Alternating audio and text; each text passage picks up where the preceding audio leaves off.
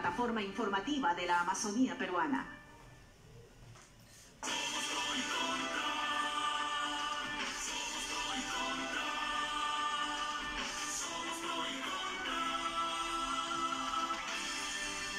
La primera plataforma informativa de la Amazonía peruana.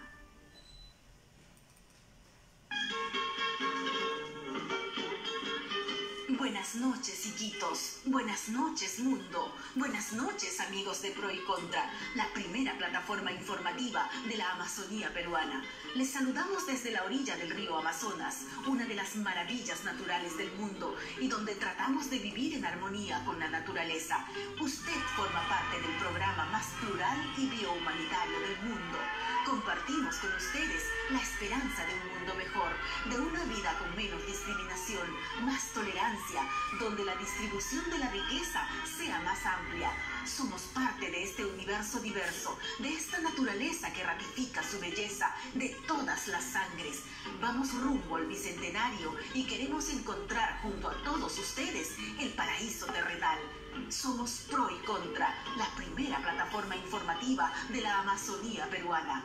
Muchas gracias por su preferencia. Les dejamos con Jaime Vázquez Valcárcel, listos para la polémica, el debate, la información, el entretenimiento, el análisis.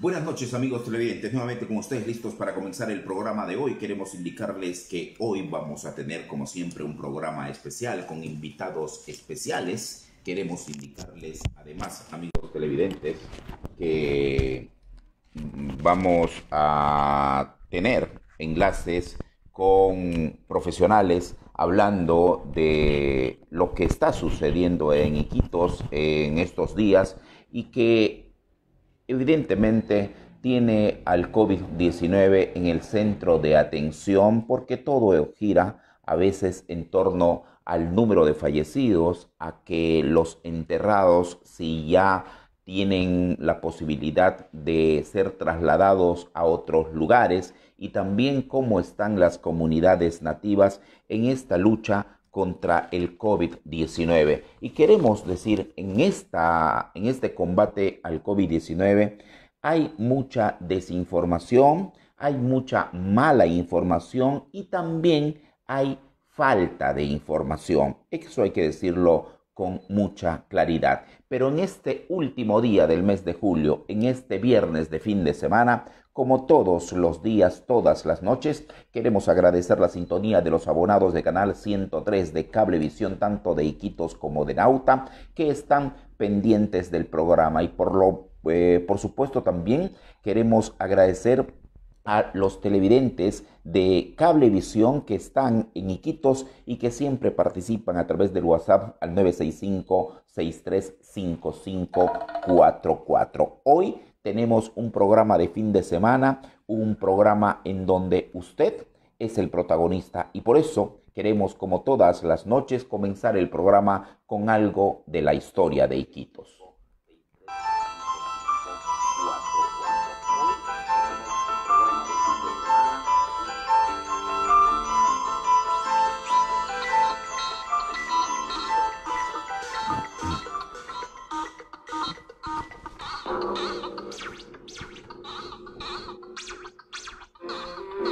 Iquitos, hoy capital de la región Loreto, fue fundada en 1757, cuando los pobladores del antiguo pueblo de San Pablo de Napeanos del Alto Nanay se trasladaron hacia este lugar, donde hoy se encuentra la capital de la provincia de Mañas. Por la desaparición de los napeanos y la preponderancia de los iquitos, se cambió el nombre y a fines del siglo XVIII ya se conocían simplemente como el caserío de Iquitos. El año 1842, Iquitos fue elevada a categoría de distrito. Para entonces estaba con más de 200 habitantes. El año 1862 contaba con 300. Existía una escuela financiada por la municipalidad y el Estado. En 1863 llegó a Iquitos el primero de los vapores de la Marina de Guerra que fue construido por orden del mariscal Ramón Castilla. En 1864 se construyó la factoría y el apostadero, y de esta forma se organizó la navegación fluvial. Todos estos hechos propiciaron que el presidente de la República de ese entonces, Mariano Ignacio Prado, declarara a Iquitos como capital provincial el 7 de febrero de 1866. El 9 de noviembre de 1897, Nicolás de Piérola la elevó a capital de departamento de Loreto.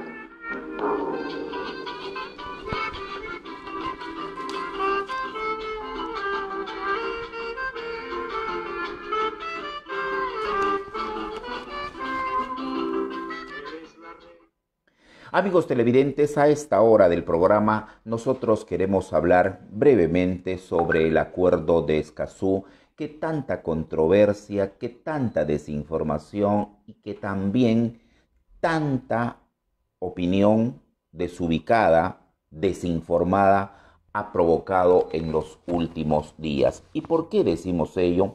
Porque lamentablemente, y eso seguramente es parte de nuestra deficiencia en el sistema educativo, mucha gente no comprende lo que lee. Por algo estamos en último lugar en comprensión lectora en la región Loreto, en todo el país.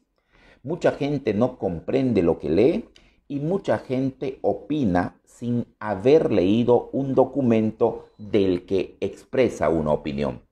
¿Por qué decimos eso?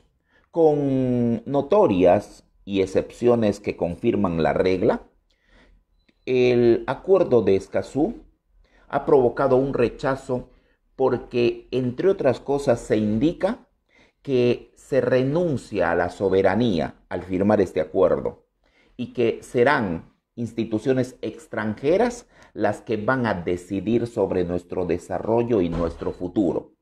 También se indica que van a ser organismos no gubernamentales, las temidas y muy financiadas ONGs, las que se van a favorecer y van a poder obstaculizar proyectos de desarrollo en la Amazonía.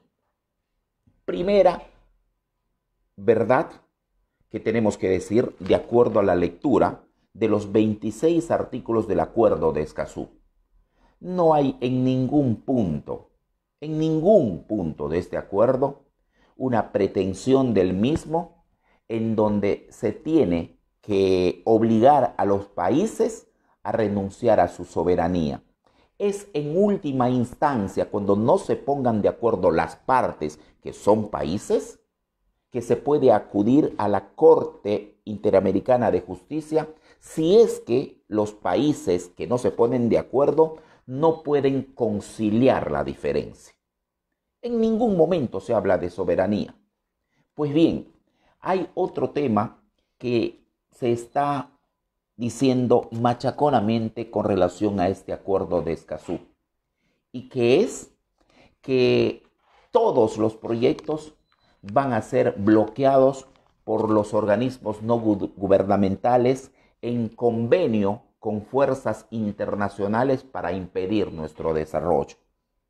Y nosotros decimos, si hay algo que se ratifica, se establece en este acuerdo de Escazú, es que se tiene que consultar a la gente los proyectos de desarrollo y que se tiene que elaborar un eficiente estudio de impacto ambiental para no malograr el medio ambiente. No por gusto, este acuerdo de Escazú, amigos televidentes, se refiere específicamente a 3 puntos: derechos de acceso a la información, participación pública en los procesos de toma de decisiones y acceso a la justicia en asuntos ambientales. Todo está referido al medio ambiente. Tanto los derechos al acceso a la información como la participación pública en los procesos de toma de decisiones, así como el acceso a la justicia en asuntos ambientales, se limita este acuerdo a que se tiene que consultar a la gente. y que las instituciones, los gobiernos, las entidades que elaboran proyectos tienen que dar toda la información que cualquier ciudadano pueda solicitar. Pues bien, se dice también que este acuerdo no es necesario firmarlo porque ya tenemos leyes nacionales que aseguran todo ese acceso a la información. Y eso es verdad. Pero si tenemos una estructura nacional jurídica que da el derecho a solicitar información y obliga a las instituciones para que den esa información, ¿qué más da que se firme un acuerdo en donde se ratifica todo el ordenamiento jurídico nacional que es también pero muy bien explicado en este acuerdo de Escazú?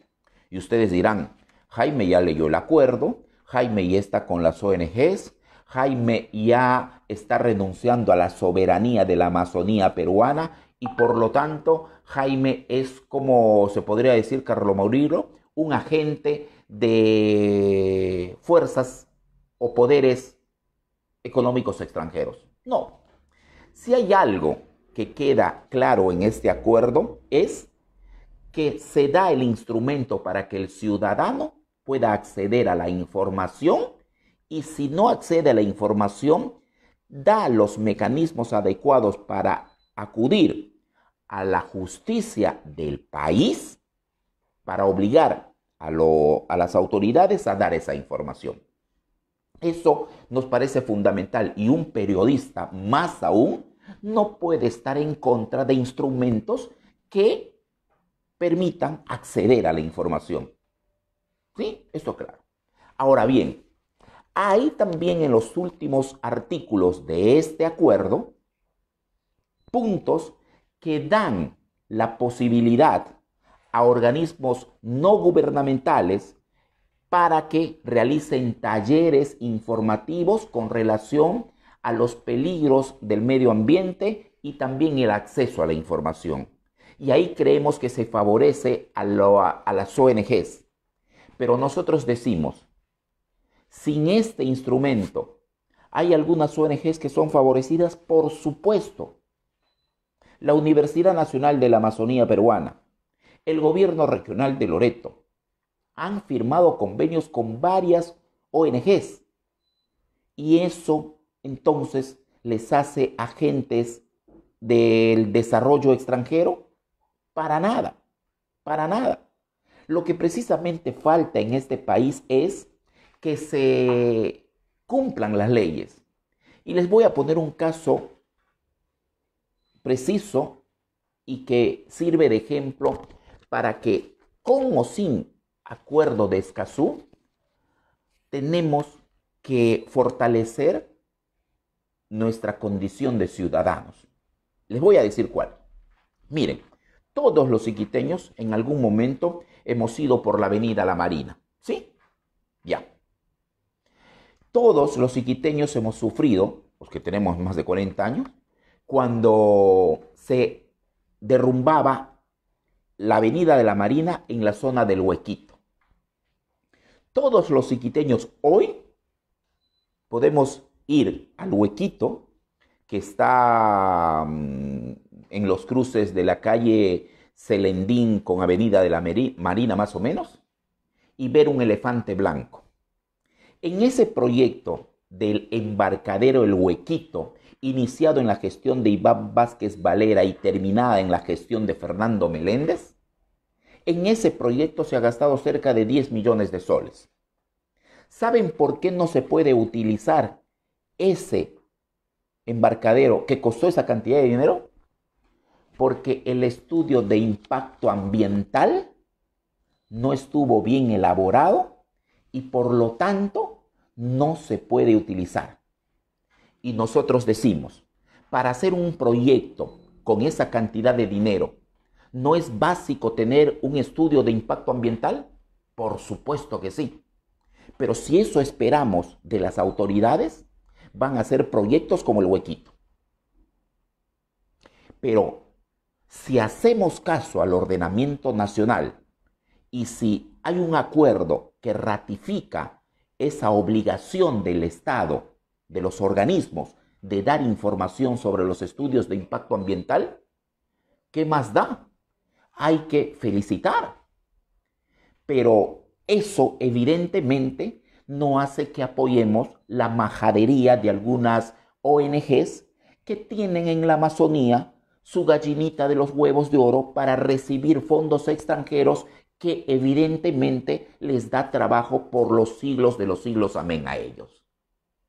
Pero no por esa deficiencia o desviación del trabajo de las ONGs vamos a estar en desacuerdo con un documento que consolida los derechos de los ciudadanos, los derechos de los amazónicos y los derechos de los loretanos para pedir información sobre proyectos que se van a desarrollar. Y se dice en forma un poco tangencial, pero de forma sobre la crítica a este acuerdo, ¿cómo quieren ratificar si no se ha consultado a los loretanos? Y nosotros decimos, hay que consultar la mayor cantidad de veces todos los proyectos. Pero las autoridades de la región Loreto, no las de hoy, sino las de hace 40 años, 20 años cuando ya hay instrumentos para informar. ¿En qué situaciones hacen consultas previas?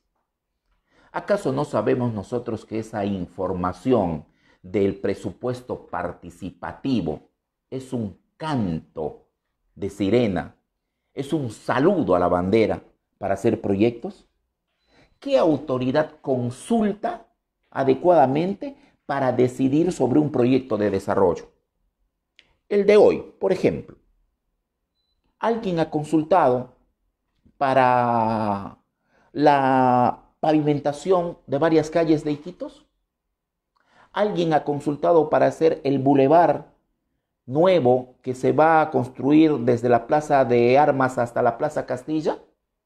¿Le han consultado siquiera a la gente que está allí? No.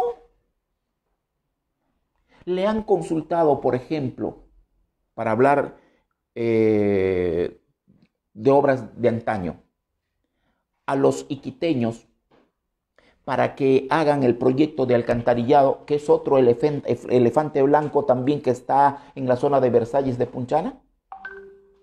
No se ha consultado. Y para ir más lejos, miren, el gobierno regional de Loreto, junto con varias instituciones, ha emitido una que llama Declaración de Loreto, en donde en verdad deberían tener los asesores en el gobierno regional de Loreto un poquito más de tino para firmar pronunciamientos, y los representantes de instituciones, de colegios profesionales, de gremios empresariales, de organizaciones sindicales, deberían elaborar pronunciamientos con más sustento, porque aquí está lleno de palabrería. No dice nada más que lugares comunes. Afirmar, por ejemplo, que dice que una de las razones para oponerse y pedir la no ratificación del acuerdo de Escazú es esto. Fíjense, esta frase, que es maravillosa para la demagogia. ¿Qué dice? Los loretanos siempre nos hemos caracterizado por ser defensores de nuestra soberanía, y más allá de diferencias políticas, ideológicas o de cualquier otro tipo, nos une el amor a nuestra patria y a nuestra región, razón por la cual elevamos nuestra enérgica protesta frente a un proyecto de resolución legislativa que fue tramitado en el más absoluto secretismo, dejando de lado a quienes nos veremos afectados por sus alcances, siendo solo de conocimiento de funcionarios del gobierno nacional, dejando de lado a los gobiernos regionales, locales y sociedad civil organizada, así como a la población en general. Yo pregunto, estas instituciones que firman este documento exigiendo transparencia e información sobre algunos proyectos, ¿informan de las gestiones? Solo para ponerles un caso. Hasta ahora, el gobierno regional de Loreto no informa cómo y cuánto gastó en aquel festival, ¿se acuerdan del año pasado, del 2019, que tanta discordia provocó? No informa. ¿Se informa adecuadamente del gasto público? Si hasta ahorita no sabemos cuánto se ha gastado en esta lucha contra el COVID.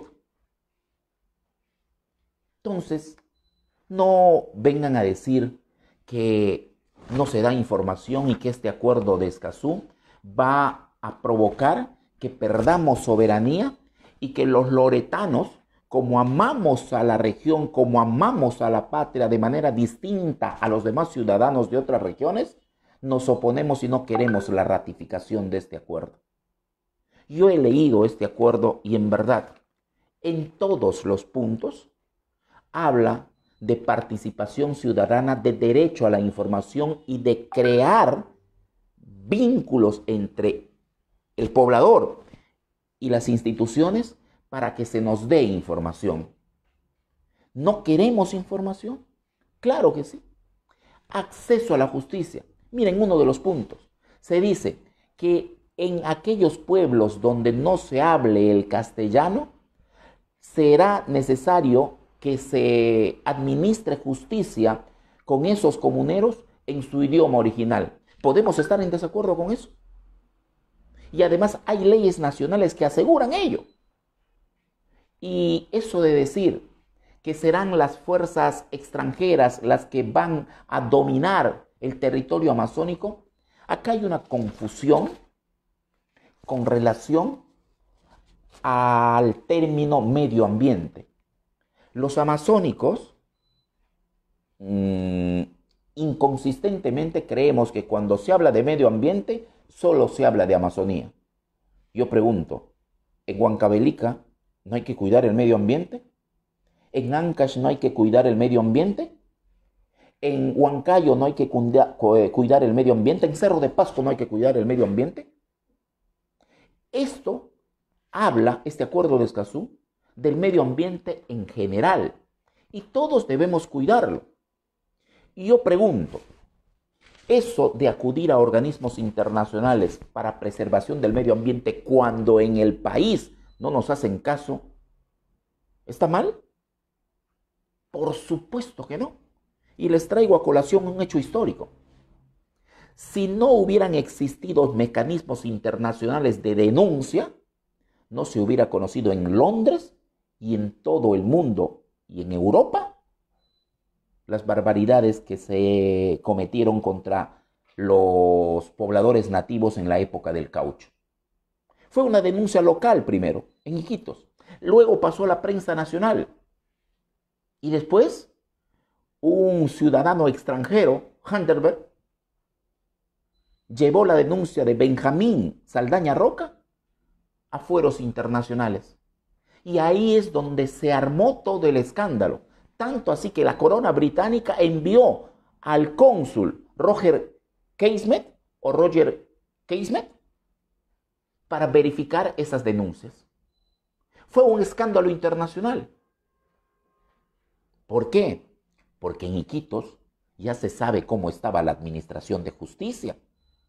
Y nosotros preguntamos en este sentido, ¿oponerse a un acuerdo así es solamente porque no queremos a las ONGs? Lo primero que se debería hacer en Loreto, y las autoridades tienen ahí un enorme papel, es, ¿saben cuántas ONGs tienen trabajo, realizan operaciones en Loreto solamente? ¿Cuántas ONGs que tienen su sede en Lima, su gran oficina en Lima, y una pequeña oficinita en Iquitos, reciben millones de euros, millones de dólares para trabajar por el acceso a la salud, por combatir la desnutrición infantil, por apoyar el sistema educativo o por apoyar para que la gente tenga acceso a la información? Ya hay 100, 200 ONGs y me quedo corto. Entonces, evidentemente, en algunos puntos de este acuerdo, se da la posibilidad para que estos organismos puedan conseguir financiamiento para estos proyectos, que ya los tienen, pero esto es un instrumento que soterradamente da poder a esas ONGs, pero no para que impidan los proyectos, sino para que trabajen en la Amazonía. Y ya lo están haciendo. Ahora, ¿vamos a oponernos a la presencia de las ONGs? Lo que a mí me llama la atención es que entre los opositores a este acuerdo de Escazú haya gente que siempre está luchando por la inclusión social. Y si hay algo que rescatar de este acuerdo es que provoca la inclusión de los ciudadanos, la participación en decisiones y en proyectos que tienen que ver con nuestro desarrollo. Yo les pregunto, todos sabemos, no solamente los periodistas, las autoridades, no, usted ciudadano, a ver, para preservar el medio ambiente, para que se haga un buen trabajo del medio ambiente, ¿no sería necesario que usted hoy mismo acuda a la Fiscalía del Medio Ambiente, haga una campaña para que el recojo de basura no se haga de esa forma en Iquitos, que es una destrucción del medio ambiente? Sea quien sea la empresa, porque esto de la basura mal recogida viene de 30 años. Y esto de los municipios haciéndose de la vista gorda ante el mal servicio de recojo de basura no es del empresario actual, sino viene de muchos años atrás. Pero sin Escazú o con Escazú, deberíamos obligar a las empresas a que recojan adecuadamente la basura en Iquitos. Eso sería un logro. Pero no se hace porque nosotros como ciudadanos nos dejamos pasar y nos dejamos hacer. Pero yo no he encontrado en todos estos 26 artículos del Acuerdo de Escazú más detalles que favorables para la participación de la gente en la toma de decisiones. ¿No que decimos que la democracia es el gobierno del pueblo donde el pueblo participe? Y serán acuerdos internacionales, como este de Escazú, o serán acuerdos nacionales, pero tenemos que provocar la participación de la gente. Y decía que hay gente que muchos años atrás, toda su vida está trabajando para la inclusión social, para que se incluya a la gente en los proyectos de desarrollo y se opone a esto. Yo les voy a pedir que usted, amigo, usted, autoridad, lo primero que deberíamos hacer es difundir este acuerdo. Se dice, ha sido aprobado con secretismo. Ha sido hace 2 años en Escazú. Y se da un plazo para que los gobiernos aprueben hasta el 22 de septiembre de este año. Los que no lo aprueben, no pasa nada. Tienen otro plazo para seguir firmando. Pero no habla en ningún momento de soberanía. Y ustedes dirán, sí, pues, pero hay acuerdos que no necesariamente tienen que hablar de soberanía para perderla. Sí, pero en ningún momento se habla ni siquiera de acudir a instancias supranacionales. Es las Naciones Unidas que además tiene una secretaría técnica que va a reunirse para que haya propuestas inclusive que se den para modificar este acuerdo antes de su entrada en vigencia. Y bienvenida la discusión, bienvenidos los foros que se están organizando, pero no con medias verdades o con mentiras. Y se ha provocado una discusión, creemos, en Loreto y en algunas regiones amazónicas que solamente creen este postulado que es una verdad a medias. Las ONGs malogran el desarrollo. Las ONGs se benefician de la Amazonía. No por ello vamos a impedir que se consagren derechos universales. En todo el texto de este acuerdo, yo encuentro principios con lo que yo me manejo profesionalmente, que es de acceso a la información. Y si hay un documento que se va a firmar internacionalmente para que me den a mí instrumentos para acceder a la información, no tengo por qué oponerme. Y además, en uno de sus puntos, este acuerdo dice que estará sujeto a la ratificación, la aceptación o la aprobación de los estados que lo hayan firmado. Esto que se firmó en Escazú está sujeto a la aprobación y también está sujeta a la ratificación de los estados que lo han firmado. Entonces, no encuentro pues yo detalles para que se diga que la soberanía está en peligro con el acuerdo de Escazú. Y hay muchos puntos que yo les puedo leer y voy a leer algunos comentarios que me están llegando para dar la participación de la gente. Porque ratificamos acá, sin acuerdo o con acuerdo, hay que dar participación a la gente. Y no hay que decirle, no, tú te opones y eres agente de las ONGs. O tú estás a favor porque te vas a beneficiar. ¿Dónde está aquello del bien común? Sáquenme una parte de este acuerdo en donde se está favoreciendo a un sector empresarial. Ninguno.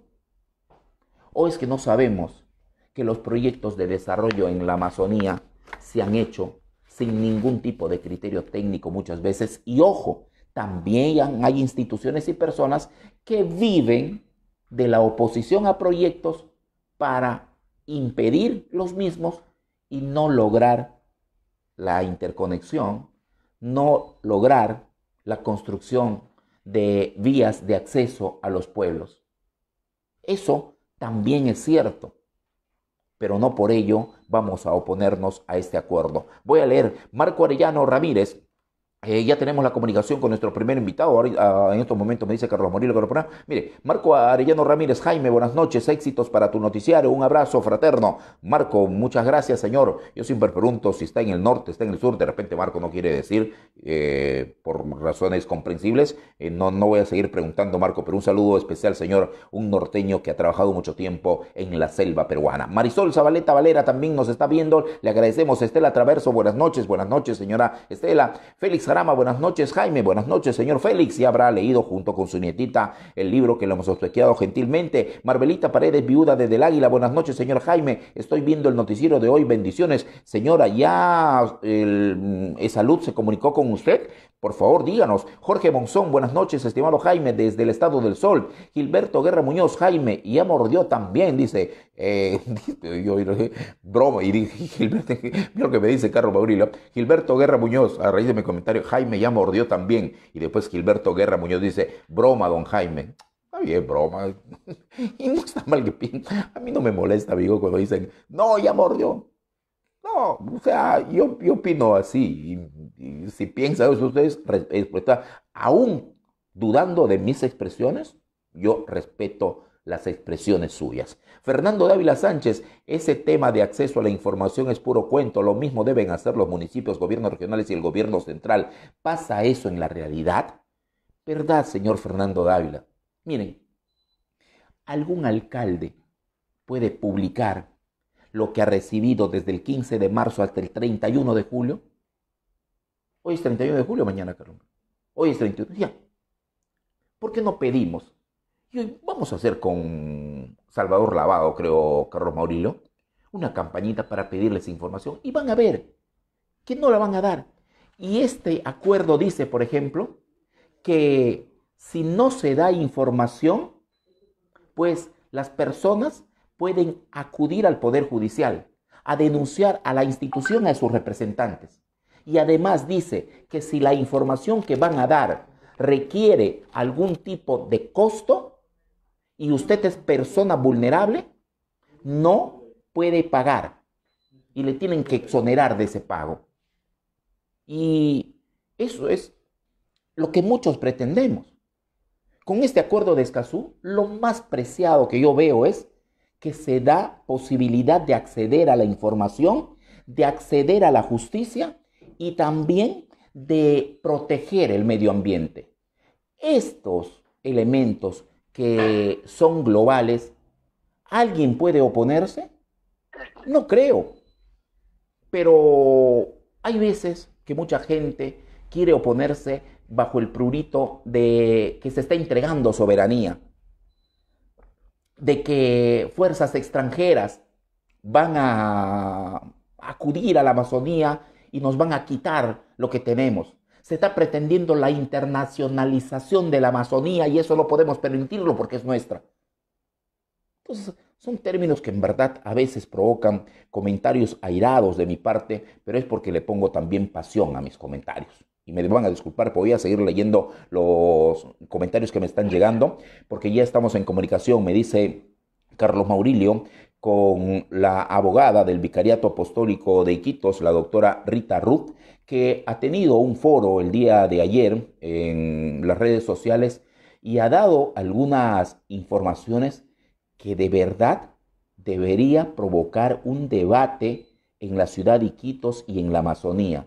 Entre otras cosas, la doctora Rita Ruth ha dicho que hay pobladores nativos, integrantes de comunidades indígenas presos en el penal de Iquitos de una forma rápida en procesos porque se les ha detectado que están comercializando madera ilegal, Carlos Maurilio, pero comercializan madera en la época escolar precisamente para tener cómo lograr que sus hijos tengan útiles escolares.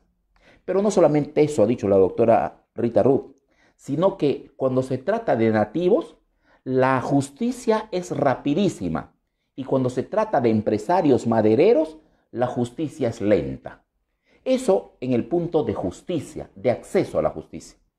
Pero en el punto del acceso o el derecho a la titulación del territorio que tienen las comunidades, en esto de la construcción del puente sobre el río Nanay, la doctora Rita Ruth ha dicho que hay colombianos y venezolanos que están invadiendo los pueblos alrededor del puente sobre el río Nanay. ¿Y por qué hay eso? Porque no se ha titulado adecuadamente antes de emprender el proyecto y porque no se ha consultado y no se ha respetado las leyes para elaborar un proyecto como la construcción de del puente sobre el río Nanay, que es el proyecto de una carretera que va a llegar hasta el estrecho. Y estamos en comunicación con la doctora Rita Ruth. Le agradecemos su participación y haber contestado el llamado de pro y contra, porque es un tema que me parece importante y creo que también para los televidentes. Doctora Rita Ruth, buenas noches. Buenas noches, señor Jaime. Sí, efectivamente son temas que a veces no son visibles y que llegan a la oficina de derechos humanos y nosotros lo tomamos y en algunos casos hacemos la defensa y en otros casos orientamos, ¿no? Ahora, comencemos con los venezolanos y colombianos. ¿Se ha detectado ciudadanos de esos países invadiendo terrenos alrededor del puente sobre el río Nanay?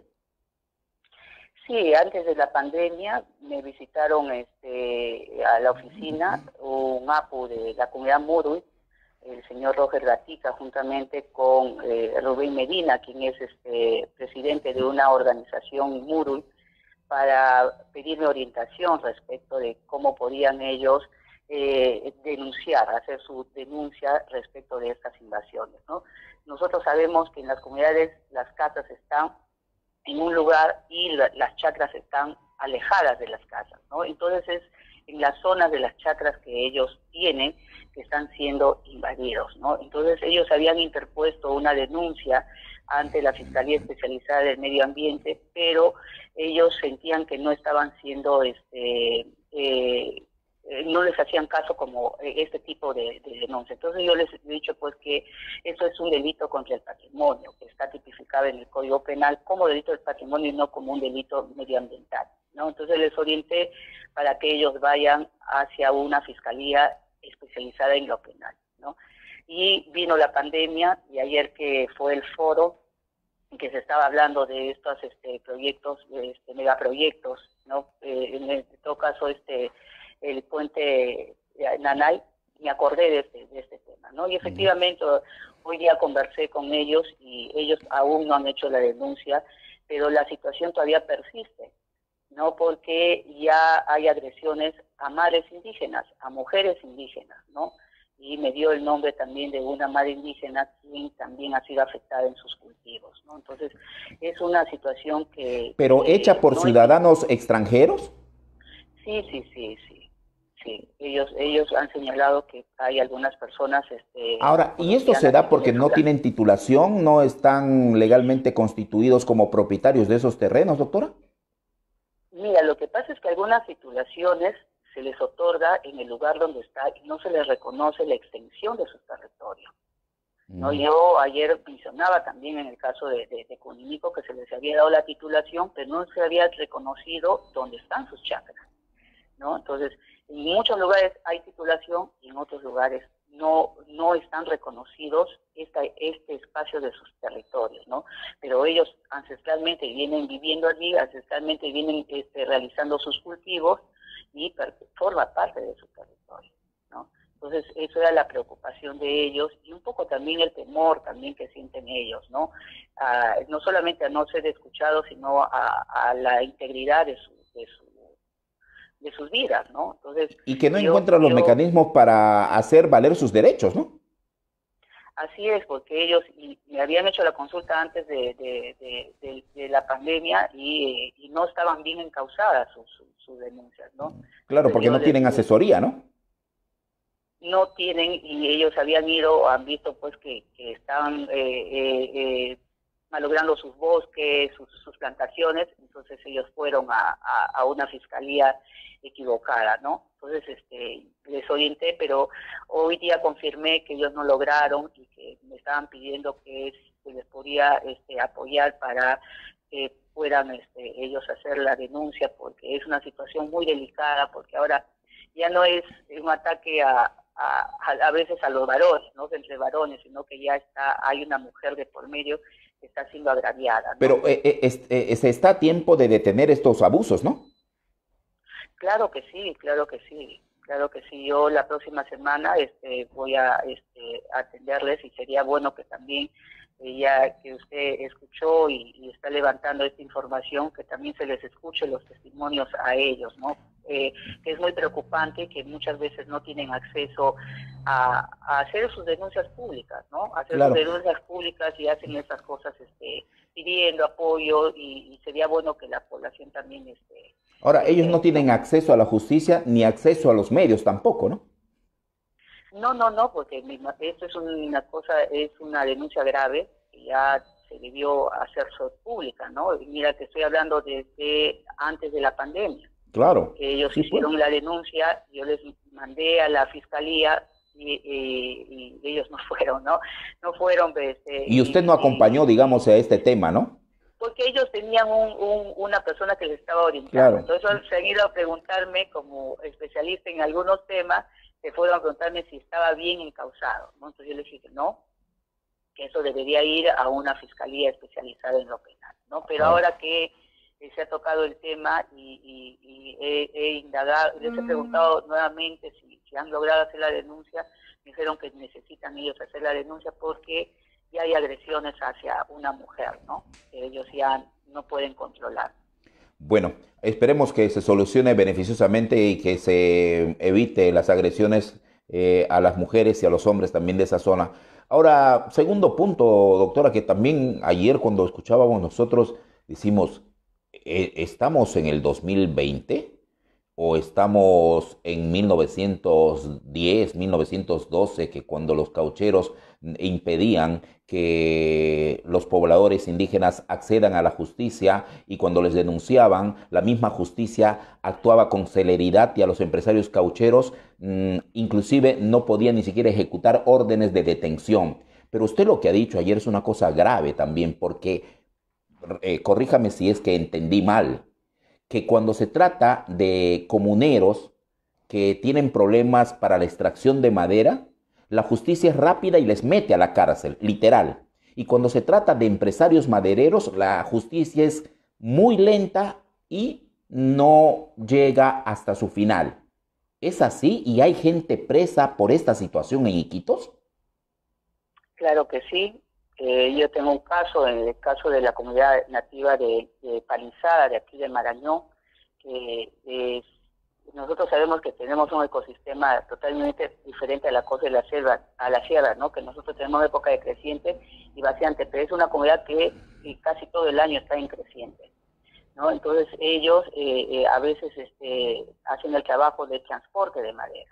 Ellos han sido detenidos en la boca del río Tigre y dentro de 24 horas ellos ya estaban dentro del penal, ¿no? Si bien es cierto, ahora gozan de su libertad porque se interpuso juntamente con otros abogados, dado que eran varias personas y dado la complejidad del caso, ¿no? Está haciendo una investigación de manera ordinaria y no rápida como ha ocurrido en un principio, ¿no? Para eso se ha apelado a tiempo y se hizo la defensa dentro del establecimiento. Pero si no intervenían ustedes, ellos persistirían ahí en prisión. Claro que sí. Es más, parte de nuestras estrategias de defensa, y lo voy a decir ahora, es y yo voy a solicitar que se haga una pericia antropológica para que también conozca el colegiado, que esto, dado que es una pena privativa de libertad alta y que son varias personas, es un proceso complejo, voy a pedir una pericia antropológica, ¿no? Para que se conozca la forma de vida que ellos tienen, ¿no? Y que pues ellos ellos necesitan de estos recursos, ¿no? Ellos estaban trabajando, transportando, y después les pagan a veces 10 soles, 15 soles, y son épocas escolares donde ellos necesitan comprar algunas necesidades de sus hijos. No es que estoy justificando pero tiene que tener un tratamiento diferenciado, eso, pues, doctora. Pero hay claro, no es igual a un empresario maderero que se va a sacar la madera a uno que vive en el lugar y explota la madera, pero para cuestiones domésticas y para subsistencia, ¿no? Así es. ¿Y con los empresarios se hace eso? ¿No, se actúa con mucha lentitud la justicia? Mira, tengo un caso de una comunidad también del Marañón donde se ha dado concesiones y donde la comunidad nunca autorizó.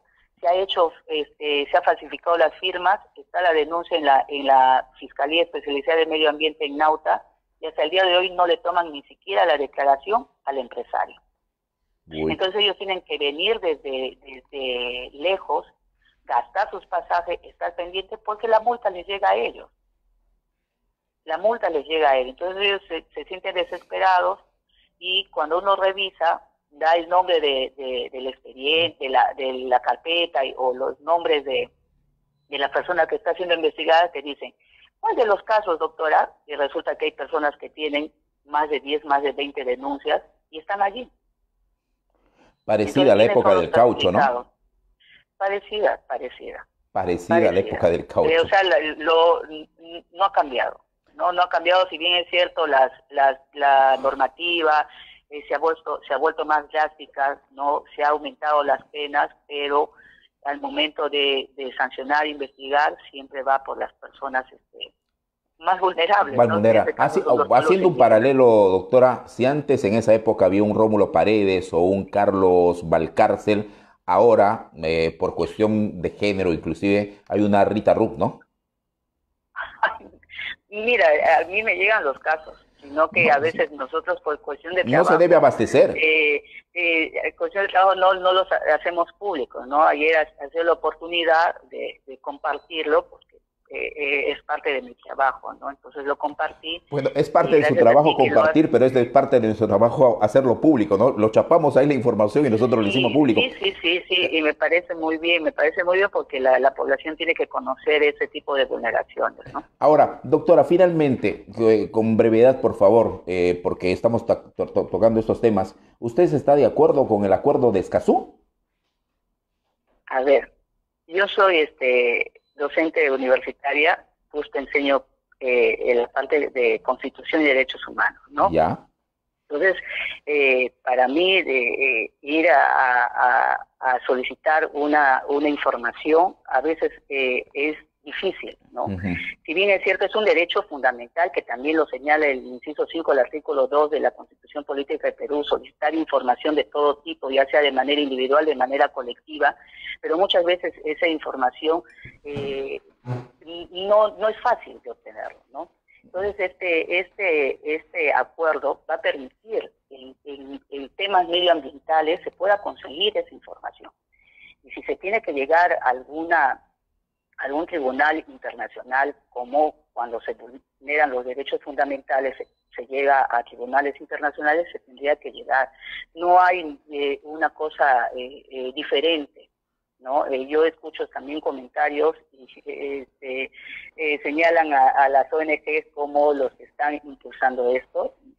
No es así. Si bien es cierto, hay ONGs que tienen que a veces viven de la palabra indígena, ¿no? Que también tiene que pero hay mecanismos para denunciar eso, ¿no? También, ¿no? Pero para este tipo, claro, hay mecanismos para denunciar, ¿no? Pero en este caso es totalmente diferente, ¿no? Y además también el artículo 55 de la Constitución señala, ¿no? Cuáles son, qué tipos de tratados tienen que ser aprobados, ¿no? Y estos son temas de derechos humanos. Claro. Y eso lo señala el artículo 56 de la Constitución Política del Perú respecto a los tratados, ¿no? Perfecto. Entonces, no vamos a ahondar en ese tema, doctora. La próxima semana le llamamos para tratarlo, pero con estos temas que hemos abordado, en verdad, muchísimas gracias y felicitaciones por su trabajo. No se visibiliza muchas veces, pero me imagino que debe ser arduo y reconfortante. Muchas gracias, Gracias, doctor. Gracias. La doctora Rita Ru trabaja en la Comisión de Derechos Humanos del Vicariato Apostólico de Iquitos y visibiliza de alguna forma estos problemas de los que no tienen quien les defienda. Y voy a leer algunos comentarios para también visibilizar los comentarios de los televidentes. Juan José Bardal Estello dice: buenas noches, Jaime. ¿Cuántas ONGs tienen registrado obras de apoyo social? ¿Es obligatorio el estudio de impacto ambiental para cualquier proyecto? ¿No aplican eso? ¿Por qué les conviene? ¿Y por qué emplean a sus empresas a la ejecución y no prestan garantía en el tiempo? En otros países se desarrolla la minería y la agricultura en paralelo y se autoabastece, dice. Sí, correcto. Fernando Dávila Sánchez: ¿qué va a consultar nada y qué va a informar nada? Por ejemplo, el gobierno regional no tiene capacidad de gasto y gestión porque no tiene proyectos de desarrollo, no tienen estudios ambientales, no tienen estudios de factibilidad, no tienen nada y se ponen a hacer una pistita trabajo que le corresponde a las alcaldías, dice el señor Fernando Dávila Sánchez. Segundo López: hola Jaime, un saludo señor Segundo López. Carlos Acosta: nuestra soberanía empieza con cuidar nuestra selva evitando la deforestación. Correcto, señor Carlos Acosta, es verdad. Y usted, como empresario turístico y que tiene un hermoso albergue ahí por el río Amazonas, sabe cómo se trabaja con la comunidad, cómo se preserva el medio ambiente. Nadie le va a enseñar a Carlos Acosta eso. Y pues este acuerdo de Escazú, con o sin acuerdo, los Acosta hacen este trabajo. José Antonio Mancén Bellida me pone un enlace sobre el acuerdo de Escazú y la recomendación de la Cancillería. No le tengamos miedo a los acuerdos internacionales. Juan José Bardal Estello: habría que verificar si los países del viejo continente se desarrollaron en base a acuerdos. Por supuesto, señor, hay acuerdos, pero claro, también hay una cuestión aquí, que me lo ha dicho un amigo que me llamó Fernando Gómez de Sao Paulo y me dijo: Jaime, yo estoy en total desacuerdo con este tratado de Escazú. ¿Sabe por qué? Porque estoy en contra de los organismos internacionales. Ellos dicen, los organismos internacionales que también manejan las estructuras internacionales, miren, ellos dicen que no se haga carreteras en la Amazonía, que no se haga proyectos de hidrocarburos en la Amazonía. Nosotros ya hicimos eso, ya nos industrializamos y no queremos que ustedes se industrialicen porque también es una forma de dominación. Pero yo digo, ¿cómo los organismos internacionales y los países europeos se pueden oponer a la construcción de carreteras o a las hidrovías si eso es precisamente lo que han hecho ellos? Eso también es cierto. Por eso, no es cuestión de decir me opongo al acuerdo o estoy a favor del acuerdo y los que están en contra de mi opinión son los malos. No, este acuerdo es perfectible, por supuesto que sí, ¿Hay mucho de ONG en esto? Sí, pero la situación del país va a cambiar si se firma o no se firma. Este acuerdo puede no darse, pero si nosotros no cambiamos nuestra relación de ciudadanos gobernantes, no va a cambiar nada. No va a cambiar nada. Sigo leyendo algunos comentarios que me llegan. Jorge Monzón dice: Jaime, lo más sincero que encontrarán sobre el porqué se oponen al acuerdo de Escazú, los abogados de las mineras confiesan, van a beneficiar a las comunidades, pero no a las empresas. Más claro, ni el agua. Van a beneficiar a las comunidades pero no a las empresas. No, miren, hay que decir una cosa importante aquí. Las empresas extranjeras y nacionales deberían hacer remediación, deberían cuidar el medio ambiente, porque eso también les permite un desarrollo a largo plazo. Yo siempre me voy a preguntar, ¿por qué las empresas extranjeras hacen en nuestro país lo que no les permiten en sus países? ¿Por qué las empresas extranjeras contaminan el ambiente aquí y eso no lo hacen en sus países? ¿Por qué las empresas extranjeras, básicamente de la minería, gastan inmensas cantidades de dinero para controlar el medio ambiente en sus países y aquí no quieren hacer eso? ¿Por qué en los derrames petroleros las empresas a veces quieren tapar esos derrames tirando tierra y se venden entre ellos, y cuando una empresa A le compra a la empresa B, dicen: no, yo le he comprado esa empresa al B y por lo tanto ese es problema de él, ya no mío? Esa remediación que lo hagan con ellos. ¿Por qué se burlan así? Eso también es cierto. Por eso digo, nada es absoluto, ¿eh? Nada es absoluto. Rocío del Pilar García dice: buenas noches, señor Jaime, gracias por mantenernos informados con su programa, muchas gracias. Jorge Monzón: el acuerdo de Escazú no crea prerrogativas nuevas, ya tenemos un derecho al acceso a la información, a la justicia y a la participación. Lo que hace es aclararlas y desarrollarlas para que sean más efectivas. Digamos que se cumpla lo que hoy no se cumple. Sí, y si hay un acuerdo que diga eso, no tengo por qué oponerme. Fernando Dávila Sánchez dice: te contradices, Jaime. Hace un tiempo te pregunté de qué acuerdo o tratado firmado hasta ahora ha beneficiado a la región Loreto y la Amazonía peruana y me respondiste ninguno. Entonces, bueno, yo le voy a decir, los acuerdos, miren, uno de los pocos, el acuerdo de Itamaraty, que puso fin a los líos que todos los eneros de los años provocaba entre peruanos y ecuatorianos. Ese acuerdo, en una de sus partes, establecía, y lo dijo y se promulgó, la Ley de Desarrollo de la Amazonía.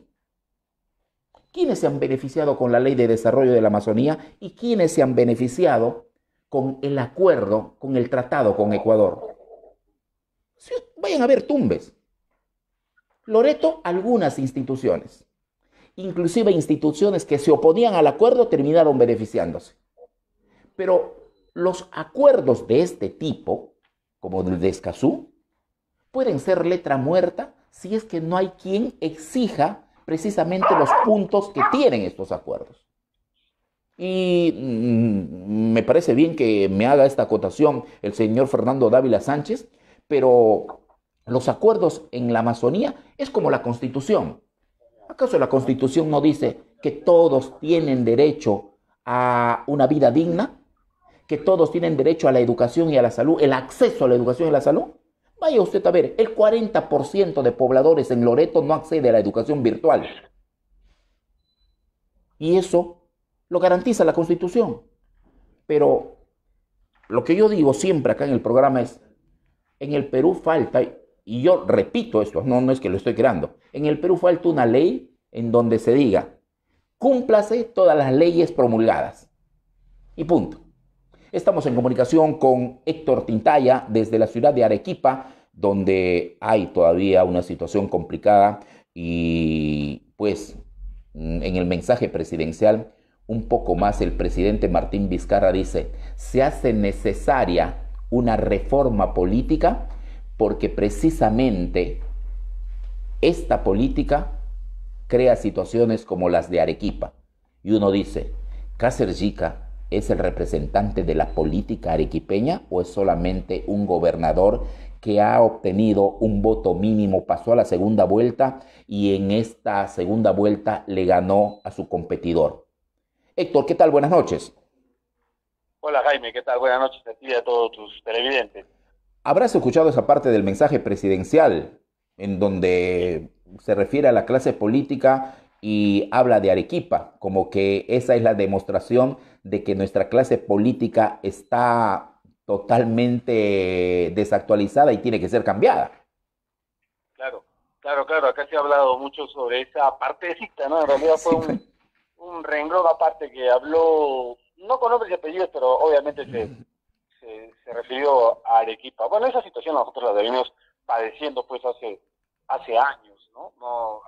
La clase política arequipeña se ha delegitimado desde hace Mucho varios tiempo. años. Se habla aquí del último caudillo que fue Juan Manuel Guillén Benavides, pero para muchos él ha sido el iniciador de la debacle de la calidad en la clase política arequipeña. Claro, es un análisis más profundo, pero más o menos es así, Jaime. ¿Así? Sí, porque Juan Manuel Guillén Benavides utilizó un término que desprestigió a la clase política, que le llamó el cogobierno. Llamó a perro, gato y pericote para supuestamente compartir el poder, y estos dirigentes, malvenidos a dirigentes, utilizaron estas cuotas de poder que les dio Juan Manuel Guillén Benavides para sus intereses personales o de grupo, y eso se fue legitimando poco a poco, y fueron estos los que empujaron posteriormente a Yamil Osorio y luego a Cáceres Llica. O sea, lo cargaron, acá les llamamos cargadores, a ese tipo de dirigentes que de alguna manera empujaron a que sucediera lo que finalmente ocurrió con Cáceres Llica, ¿no? Es decir, una especie de clientelismo en función a las invasiones de terrenos, que aquí es un problema, digamos, neurálgico en cuanto a la aparición de los líderes, se basan básicamente en eso. Y eso ha hecho que Cáceres Llica pues sea gobernador regional en parte. Bueno, y que definitivamente Cáceres Llica no representa a todo el pueblo de Arequipa, ¿no? No, por supuesto que no, lo dijimos, 16% obtuvo en la primera vuelta Cáceres Llica, digamos, ese era su colchón electoral. Hay algunos que señalan que Cáceres Llica es el producto de una migración provinciana arequipeña hacia la capital, y también una migración puneña cusqueña hacia Arequipa. De hecho, que aquí hay un debate sociológico que tiene que ver con el reconocimiento del arequipeño y el no arequipeño. Entonces, cuando a uno le preguntan que Cáceres Llica es nuestro gobernador y uno se despercude, algunos un poco más leídos, digamos, diciendo, no, ese es el gobernador, pero de los que vinieron, ¿no? De los que emigraron, de los puneños, de los caillominos, etcétera, etcétera. También, evidentemente, hay una explicación respecto a eso, porque el 60% de la población arequipeña es, digamos, proveniente de estos lugares, y algo de eso hay, ¿no? Él se hizo el pobrecito, se hizo el que va a defender los intereses de Arequipa contra las mineras, etcétera, etcétera, y ahí había un caldo de cultivo en esos pobladores. Ahora, ¿Cáceres Llica es la continuidad o la continuación de Cáceres Velázquez? No, bueno, podría. ¿Por qué te ríes? Ciertos matices, ¿no? Tiene ciertos matices, tiene ciertas similitudes de alguna manera, ¿no? El otro era provincial, no hay que olvidar eso, y el otro, al menos, Cáceres Velázquez, me refiero, tenía de alguna manera un mayor reconocimiento en cuanto a la gestión que había realizado anteriormente en Puno, en Juliaca. Entonces, lo de Cáceres Velázquez un poco más se llevó a eso, ¿no? A reconocer su gestión municipal, y por eso se hizo alcalde, y mal que bien hizo una gestión dentro de la pobreza de la década del 80, ¿no es cierto?, aceptable en cuanto a cierto ordenamiento que en realidad iba en función a los intereses de crear centros comerciales, obviamente con gente provinciana, gente migrante. Es todo un tema sociológico ahí que tiene que ver con la realidad última de Arequipa, Jaime. Ahora, De hecho, que Castellica representa un sector, no hay que tampoco desmerecer eso. Exacto. Ahora, un tema que yo siempre cuando veo, recuerdo la relación de Lima con las provincias, es, a ver, ¿cuál es tu explicación u opinión sobre esto?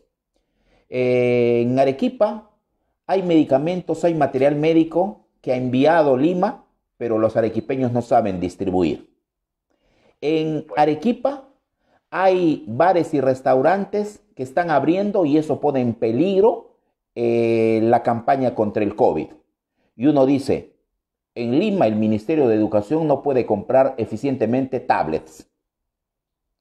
En Lima hay discotecas que han abierto y que la gente se va transgrediendo las normas. Pero el centralismo siempre, y esa es la intervención de Lima en los últimos días en Arequipa, dice, yo me voy a salvarles a ustedes. Y ellos no pueden ni salvarse solos. Claro. Por ese tema, por ejemplo, de las tablets, este ministro Benavides ya debería estar afuera, ¿no? No poder ya no dura. Tantas semanas una compra de esta magnitud de un ministerio, yo creo que debería estar fuera ya, pero claro, el discurso además acompañado, por supuesto, de ciertos opinólogos, de ciertos medios de comunicación que ahondan a eso, ¿no es cierto?, digamos, a desprestigiar a ciertos gobernadores provinciales, al Congreso, es un poco, ¿no es cierto?, para desviar la atención de lo que realmente está sucediendo en el país. Que dicho sea de paso, no es una consecuencia de Vizcarra, también hay que decirlo, ¿no? Claro. Es una consecuencia estructural, pero que, por supuesto, en este gobierno no se ha hecho nada y ahora es más evidente para tratar de enmendar el rumbo, porque hay que decirlo, cambiarlo no lo va a poder de la noche a la mañana. Pero cada vez más, digamos, se ha tropezado con esto, y yo digo, con el transcurrir de los meses, Vizcarra y la gente que lo acompaña, poca, mucha, y ha sido domesticada de alguna manera en función a estos intereses, y lo que hace es básicamente administrar esto y políticamente, ¿no es cierto?, tirar de la pelota, los focos reflectores, hacia ciertos hechos, entre comillas, anecdóticos, coyunturales, que tienen que ver con ese desorden que tú señalas, con esa incapacidad regional de tal o cual sector, de tal o cual gobernante, un poco para desperjudirse el foco de la atención, ¿no es cierto? Eso pero no por esas situaciones, vamos a decir, hay que destrabar todo este sistema y hay que eliminar la descentralización, volver al sistema que teníamos antes. Eso sería un retroceso, ¿no? Claro, por supuesto que no, está comprobado que hay que descentralizar aún más. Por ejemplo, lo que ha hecho el gobierno central en Arequipa, que es tomar, digamos, la decisión, la administración, la gestión de la Dirección Regional de Salud, de la Gerencia Regional de Salud, es en realidad para darle competencias, esperemos, más inmediatas, por ejemplo, a los hospitales que son unidades ejecutoras. Es decir, algo que no ocurría. El hospital, aquí el más grande, que se llama Hospital General Honorio Delgado Espinosa, no podía comprar ante una necesidad inmediata, tenía que ir al gobierno regional. El gobierno regional se entrampaba en su mediocridad, en su incapacidad, etcétera, etcétera, en su centralismo y hasta en su corrupción, y entonces decían, no, mire, que el gobierno regional tiene la culpa. Ahora que se ha descentralizado, lo que se propone es, ya tu gobierno tienes las competencias para que tú le des a este hospital o a este otro, a las unidades ejecutoras, la facilidad o las competencias legales para que ellos compren. En teoría, lo que se quiere es descentralizar aún más de lo que no se podía hacer, ¿no es cierto? Claro. Eso, evidentemente, a los ojos de la gente puede pensar, el gobierno lo tiene que hacer todo, ¿no? En parte, por supuesto que sí, en parte tiene que haber las competencias de descentralización para adquisición, que pues en el Estado han estado amarrados siempre, porque ya sabemos, tenemos un Estado que está hecho para no gastar, ¿no es cierto? Y entonces, esa es la función que debe tener, pero en realidad se entiende una mayor descentralización, no un centralismo de Lima para que pueda decir la cosa. Para que pueda. Ahora, que así funcione. Héctor, ¿está Arequipa más tranquila que hace un par de semanas? Hay unas buenas noticias. El día de hoy, en la Universidad Católica San Pablo, que es la universidad que realiza una evaluación estadística del tema, ha informado ya así tibiamente, a través de un estudio estadístico que saca semanalmente, que Arequipa ha empezado la meseta, a estar en meseta desde el 28 de julio, en relación a unos cuadros compartidos de la cantidad de recuperados y contagiados que hay. Después de la meseta viene la inmunidad de rebaño, entonces. No creo. Bueno, es muy difícil hablar de inmunidad de rebaño. El 70% de la población no creemos que se ha contagiado aún, no creemos que se va a contagiar, esperemos que no, porque sería pues un desastre total. Sí, pues. Lo que sí hay es evidentemente una meseta, y esta meseta seguramente va a continuar durante una semana, 2 semanas, 3 semanas, no sabemos cómo se va a comportar, pero digamos, ya no hay los casos estadísticamente alarmantes que hay en función a los muertos, ¿no es cierto? Entonces, sí hay todavía casos en positivos, digamos. Arequipa está saliendo de ese hoyo. ¿Ah? Arequipa está saliendo de ese hoyo, ¿ah? Estamos entrando a la meseta. No sabemos, de repente es un pico, y de repente los próximos días volvemos a la situación terrible de la semana pasada. Esperemos que no, esperemos que no. Estos índices al menos lo están demostrando así, de acuerdo a esta estimación que ha hecho la Universidad Católica. Perfecto. Héctor, muchísimas gracias. Siempre es un gusto conversar con usted. ¿Hasta cuándo por Iquitos?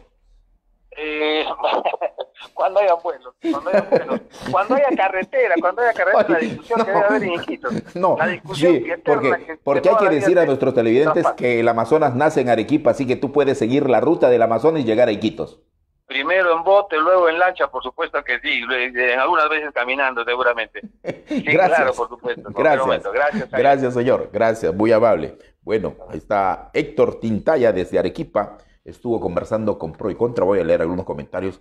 Hay algunos que se ponen, no bravos diría, no Carlos Mario, sino que se oponen a mis expresiones, y está bien, ¿eh? O sea, y aquí a quienes no estén de acuerdo con lo que yo pueda opinar, que al final es una opinión nada más, está bien.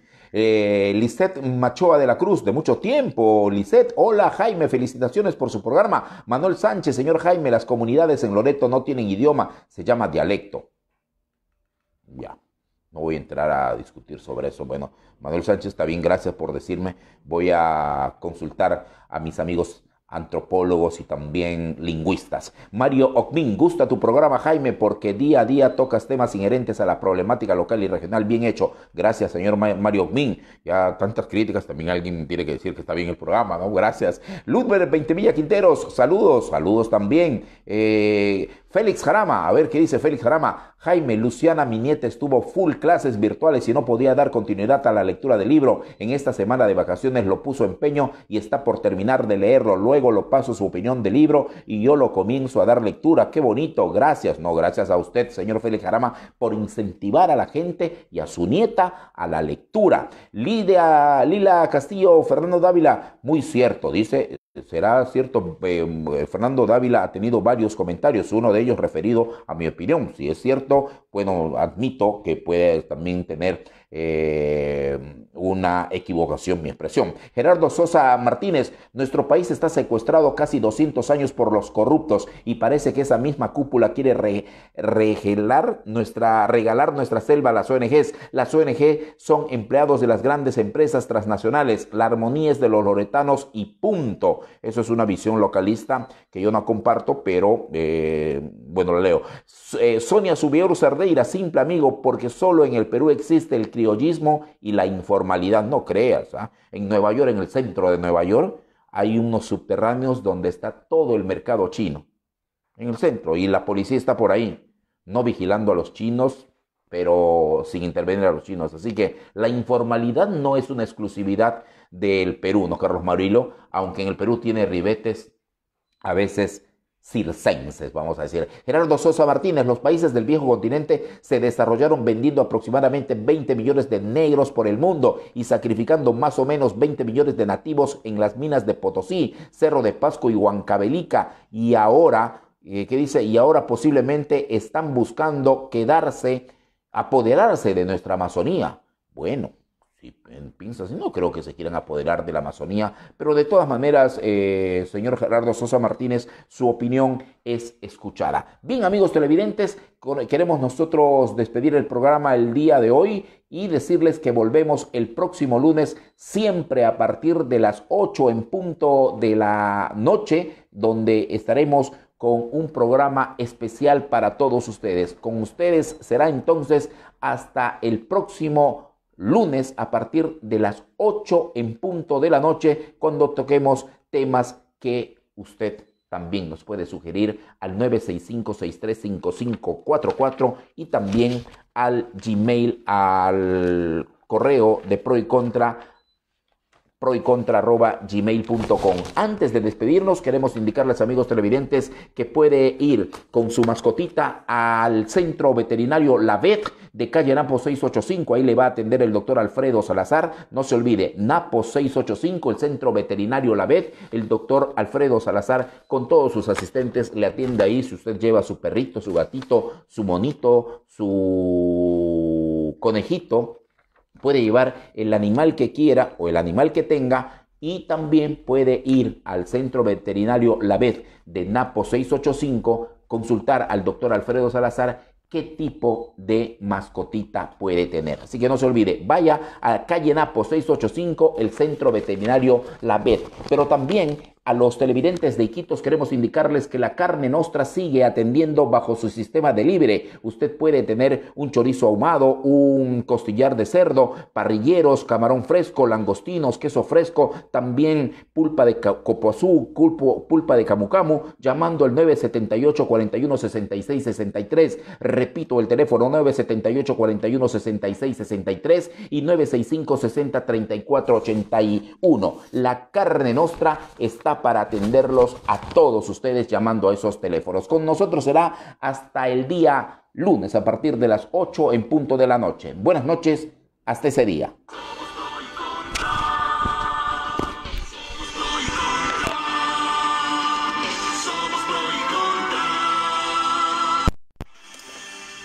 La primera plataforma informativa de la Amazonía peruana.